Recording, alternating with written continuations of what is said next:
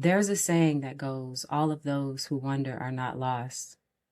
I feel like wonder is a curious way to get back into remembering your higher self, to reassemble the divine members of your heavenly body. I know this because there were plenty of times where I had to find me again. For most of my life, achievement was attained through sheer will and drive. I've been working since I was 16 because I got tired of dyeing thrift store clothing to pretend like my jeans were new. I've come from very little. Government cheese and powdered milk low-key hit to me back then. Being in all of that, I was always determined to build a different future. I never had the perspective of being little or playing small. And despite being neurodivergent and getting into college on special conditions, I earned my degree in international business while pregnant during my last year. And by the time I walked across that stage, accepted my degree, my son was sitting right there in the audience with my graduating class, cheering me on with my family.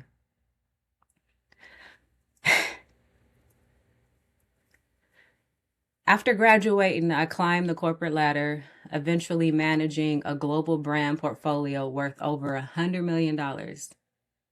I collected all the titles, the accomplishments, the frequent flyer miles, the VIP lounges, the awards, all the recognition, and the six-figure salary. From the outside, it looked like I had finally become somebody. Then life hit a reset button. Like so many of us in 2020, everything changed. I left corporate America, I wrote a book, and for the first time since I was a teenager, I stopped working. What I thought would be a brief pause became nearly 3 years of rest, healing, and rebuilding. And during that time, something unexpected happened. I was stripped of every label I had spent decades earning. No title, no corporate identity, no more first-class flights, no impressive investment portfolio, no outward proof of who I was. And I discovered something most people never want to face. If your identity is attached to what you do, life can take it from you. I've known what it feels like to have money and buy whatever I want. I've also known what it feels like to have very little, making mud pies and climbing trees on my grandma's farm. And after standing in both worlds, I realized something profound. Neither one changed the power of my mind. The external conditions changed, the bank account changed, the titles changed, but the force creating my experience remained intact. It was never lost. My awareness, my imagination, my core beliefs, my perception.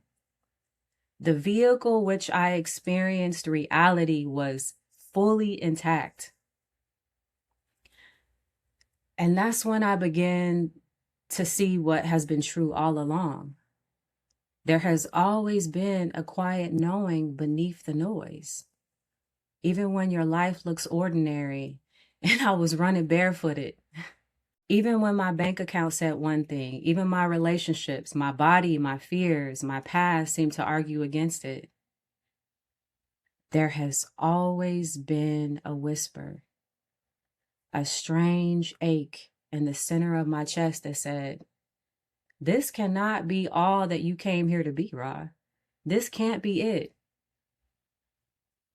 And if you feel like that too, I need you to understand something very clearly. There is nothing wrong with your life. You're not lazy and you're not behind. You're not being punished by some God in the sky or the universe or your past. You are simply operating one of the most powerful vehicles in existence without ever being handed the real operation manual. Your consciousness is not a passive passenger on this ride. Your imagination is not some childhood toy, and your body is not something that you drag through life. You are a living, breathing vehicle of perception, memory, emotion, intuition, energy, pure creative consciousness. Look at what the morning routine looks like for most of us, though. We wake up, and before our feet even hit the ground, we're already behind. We're checking our phones, scrolling through the noise, running through all of our to-do lists, and running out of the door to work. We're driving our own life, but we're stuck in the same emotional neighborhood. It's a loop, day after day, like Groundhog Day. The same fear, the same lack, the same relationship patterns. And then there's a voice that says, shit, here we go again. I got to get up and do this again. And yet in this age of Aquarius, it's time for us to stop driving on autopilot. It's time to learn to drive the vehicle that we were actually born to inhabit. Because it's a tragedy if we don't. It's a tragedy really not because we're powerless. We have a sound mind and plenty of will. But because we've been taught to look for value in all the wrong places, looking for love in all the wrong places, in titles and bank accounts and external approval and relationships, all of that stuff is just scenery and it changes. It can be taken away, but none of that is you. The world will teach us to build our house from the outside in instead of the inside out. But that's building a faulty foundation, because as within, so without. Think of it this way. Your body is a vehicle. Your mind is a navigation system. And let me tell you, your own beautiful consciousness is way more capable than any navigation app on your phone. It's the ultimate guide. But most of us are operating this machine on autopilot, running off of outdated software. We spend years carving deep grooves into our own mind. Grooves of, I'm not enough, or life just ain't working out for me, so I just got to settle for this. We try to do the inner work for a moment or two, but the moment that life gets loud and unsettling, those old grooves pull us back into that default setting, because our mind is doing exactly what it was programmed to do. It tries to keep us safe by keeping us in the familiar territory. Your nervous system is constantly scanning for what it knows. And when you try to change it, it interprets that new unfamiliar freedom as a threat. That's why the moment you step towards something different, you feel that back pull towards the old story. And in this moment, it is so important to realize that you are not failing. You're just navigating a system that has been hardwired to prioritize the safety of the known over the uncertainty of the new. Today isn't for temporary highs. And we're definitely not treating the universe like a cosmic vending machine where you punch in a few affirmations and wait for a different reality to pop out. Today's video is about something else. It's about opening the manual of your own consciousness and really getting down to the nitty gritty. We're going to get into why wanting something isn't enough to manifest it, and why your own system will fight you tooth and nail to keep you into that old story. We're going to look at the hidden momentum of the mind, how our nervous system, our body, and our awareness are all tethered together, and why our divine higher self is actually buried underneath right there. It's not lost. It's just underneath all that old conditioning. By the end of this, you're going to understand why growth feels unstable at first. I'm going to share 3 practical tools to help you shift your momentum by the end of this video, so I hope you stick around. But if you're here for a quick fix, this isn't that.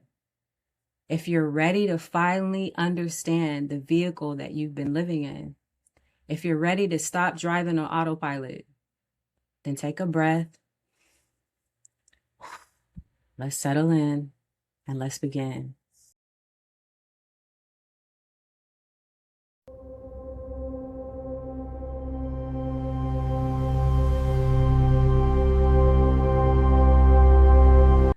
To break the spell of psychological inertia, which is that looped, same old thinking that keeps us tethered to what we know, we have to look at something simple. Think about a bicycle. Now, I love riding my bike, y'all. But imagine putting a bike in front of someone who's never seen one before in their life. Like, they never felt the rhythm of the pedals underneath their feet. They never seen the wheels turn. And so you tell them, this thing can carry you faster and further than you could ever walk. But what do they see?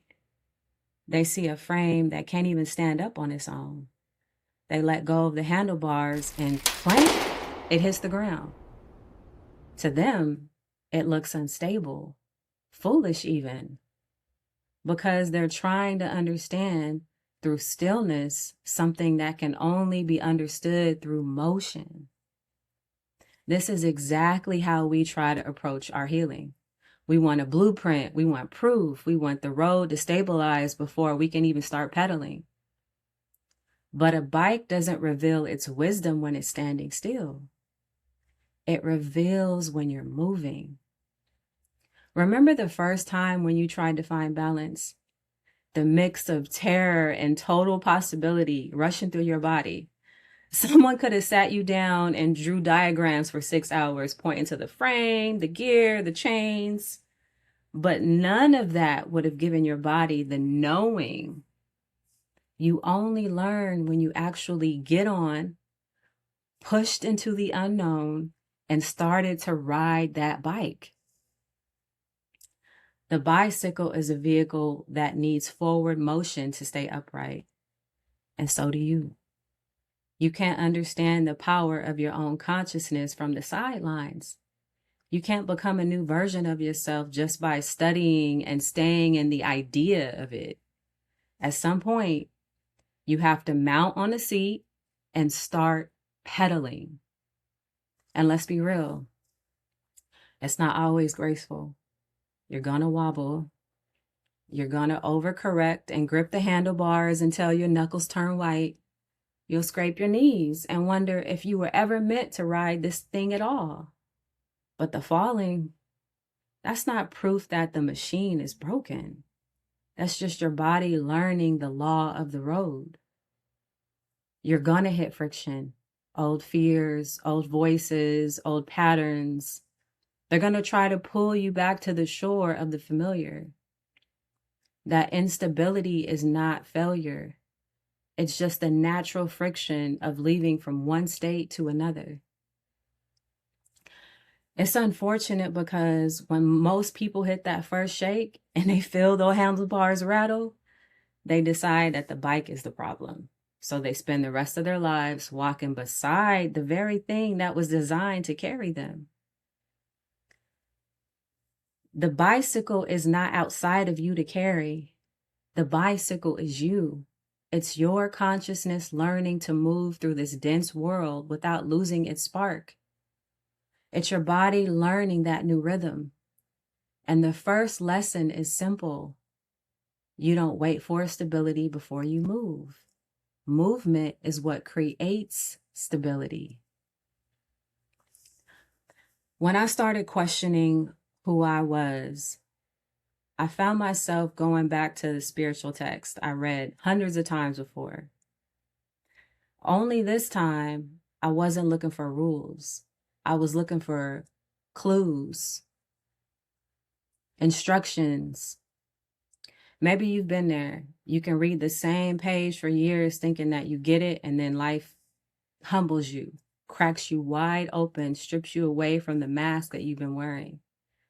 Suddenly, the words didn't make sense. They start to bleed truth. See, for most of us, sacred texts were handed down as a list of rules long before we were ever invited to experience the wonder. We were taught to look for God out there somewhere far away, just watching from a distance, just waiting for you to fuck up. And when you're introduced to the sacred through the lens of fear, it's damn near impossible to recognize the love hidden underneath. Yet perfect love casts out all fear. So how can love be limiting, controlling, jealous when we were given free will? It's such a contradiction. It makes no sense. We were taught that these stories were about people and places far, far, far away, long ago, people wandering away in deserts, parting seas, surviving betrayal, getting gifts and miracles. And so during the most desert time of my life, I started wondering, what if these stories aren't history? What if they're mirrors? What if the wilderness isn't a place on a map? What if it's the space inside of you where the old version of yourself has to be stripped away? If you've ever lost yourself, if you ever felt like you were walking through heartbreak or profound change, then you've been through a wilderness in your life. I know I have. When life took my titles, my identity, and the relationship that I made my entire world, I stopped asking what happened to these characters. And I start asking myself, what's happening in you, Ra? And suddenly it all clicked. Maybe you know that season. Maybe you had to lose the thing that was holding you together, only to realize that it was never a foundation. It was just a kickstand on a bike. And a kickstand keeps you upright for a moment, sure, but it was never meant to carry the weight of the ride of your life. And I learned that the hard way. Again, I made another person the center and my safety, my certainty, my whole emotional world. And when that ended, I was forced to face the exhaustion of being in an imbalanced connection that could never meet me in truth. So I wobbled deeply. I didn't just miss the person. I missed the identity that I built around them. I missed the fantasy, the illusion. And look, admitting that to myself was not pretty, but it was the only way to be honest. Because the truth ain't always pretty and sugar-coated.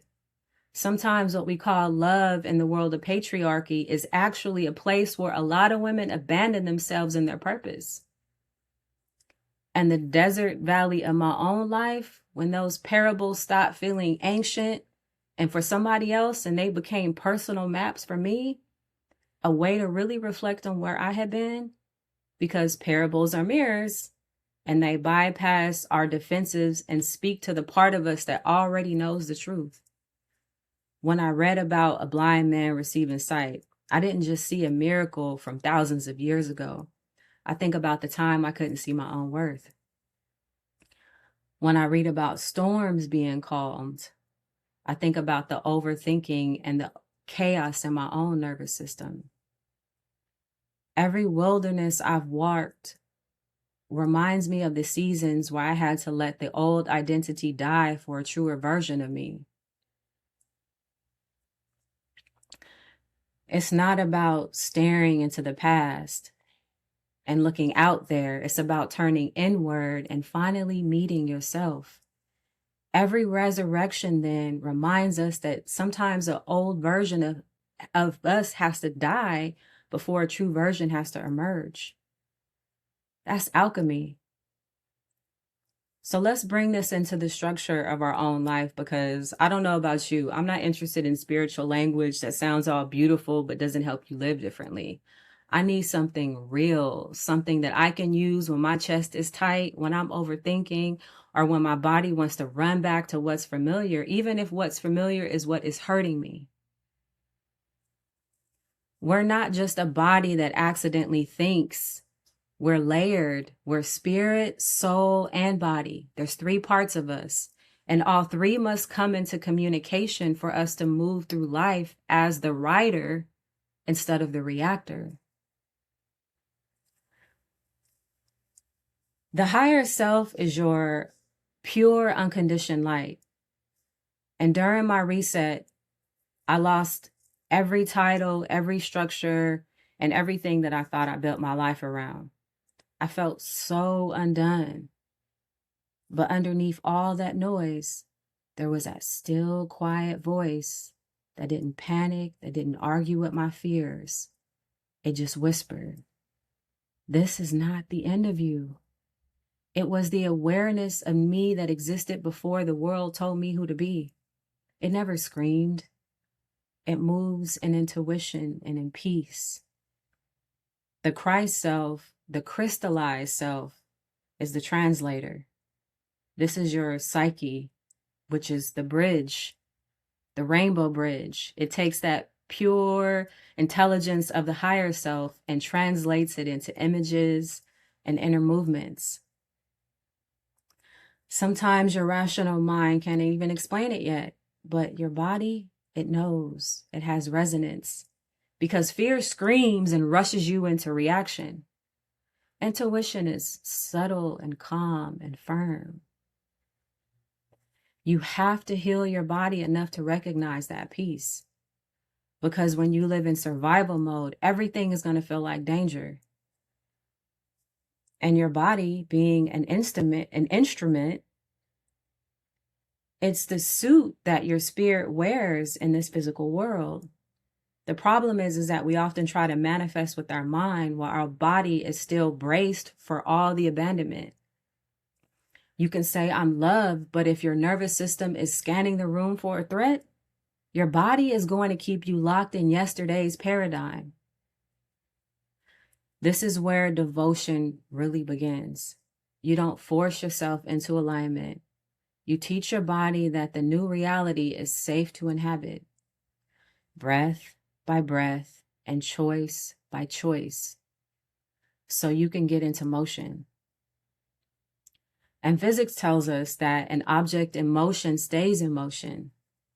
This is true for your emotions too. If you spend years rehearsing the same fear, lack, and self-victimhood, those patterns have momentum. It's not because you don't have momentum. It's because you've been practicing momentum in a broken way. When you decide to choose peace after years of anxiety, you're not just changing a thought. You're interrupting an entire emotional ecosystem. That's why you wobble. And if you wobble, it's not evidence that you're failing. It's evidence that you're learning the law. Healing is not linear. Transformation is not linear. It's an upward spiral. So every time you feel that pull towards the past, that tightness in your chest, that old story replaying, remember, you're not going backwards or coming down. You're just navigating the friction of becoming and arising into someone new. The wobble is not the problem. Quitting because of the wobble is. When that old identity reaches for the handlebars, and it will, you're going to feel the urge to tighten your grip, to force peace, and to judge your own shaking. But mastery doesn't mean that you'll never feel fear. Mastery is remaining present when that old self reaches for the wheel. I've learned to say something simple in those moments to myself. Not, why am I doing this? Why is this happening? What's wrong? Instead, I say, I see you. I understand why you're here. You've helped me survive. But you ain't got to do it anymore. I'm good. I got this. I'm going to take the wheel now. That one shift in perspective changed my life. Because the moment you observe the reaction, you're no longer inside the reaction. You are now the observer, the writer. And when the wobble comes, don't panic. Study the handlebars. Breathe into your body and keep moving. Eventually, what once felt like a fall becomes balance. It's because you finally become the writer. So here's 3 tools to help keep you balanced on your journey. Number 1, get back on the bike. One of the biggest mistakes I made was believing that I had to feel ready before I could even begin my life again. I thought I needed clarity, confidence, validation to prove myself.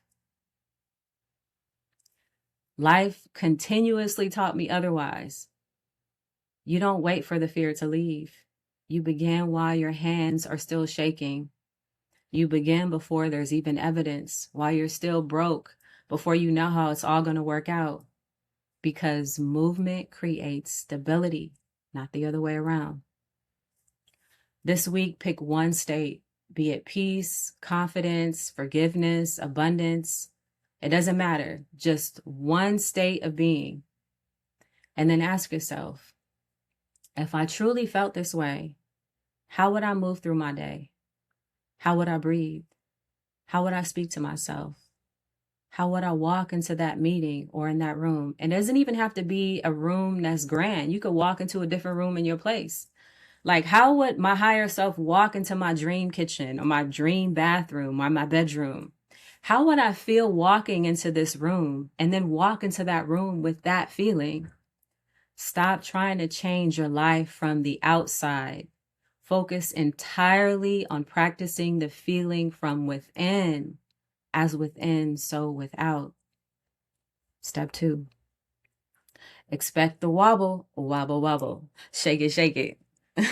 When my life felt like it was falling apart, I thought that every painful emotion meant that I was falling, that every moment of anxiety felt like proof that I was going backwards. But I see it differently now. The wobble isn't proof that you're broken. It's proof that something old is losing its grip. When the discomfort comes this week, and it will, don't panic. Put your hands on your chest. Take slow, deep breaths. And just say, this is the wobble. Not, I can't get this right. Not, oh, I'm back where I started. Not, oh, nothing is working. No. You got to get G with yourself with the positive ways. The West Coast in me comes out. I be saying something like, man, this is just that old ass pattern asking for attention. This ain't who you are. This is just something you moving through. And I'm moving through this shit. And those 3 deep breaths that you take are more powerful than you know. That's the exact moment that you take the handlebars back. You have to stop trying to bully yourself into a new life. I've tried. It does not work. We think that if we're hard enough on ourselves, we can finally become worthy. But transformation doesn't grow in shame. It grows in devotion. The day that I stopped treating myself like a problem to be solved and start treating myself like someone worth caring for, everything shifted. I had to learn how to treat myself with the same love and devotion that I gave to everybody else. Change isn't about saying a bunch of perfect affirmations. It's about returning to yourself over and over until your body finally trusts its new terrain. If you miss a meditation, return. If you react out of fear, return to yourself.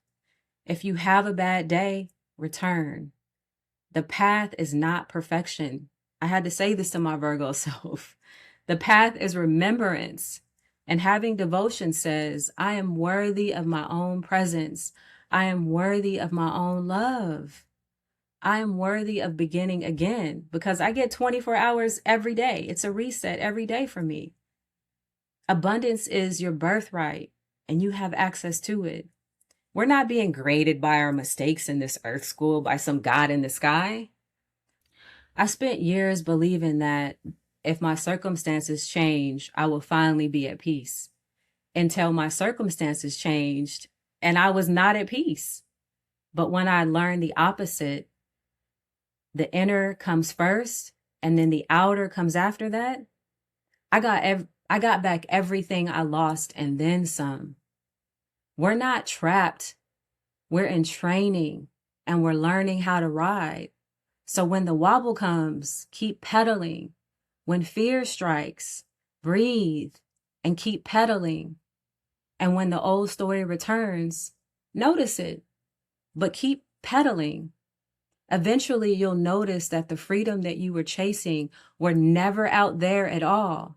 It was always within. You're never waiting for someone to come and save you. You're learning how to save yourself. We are the bike all along. Steady your handlebars. Trust the road. and keep moving. Let me know in the comments, what is that one state you're committing to practicing this week?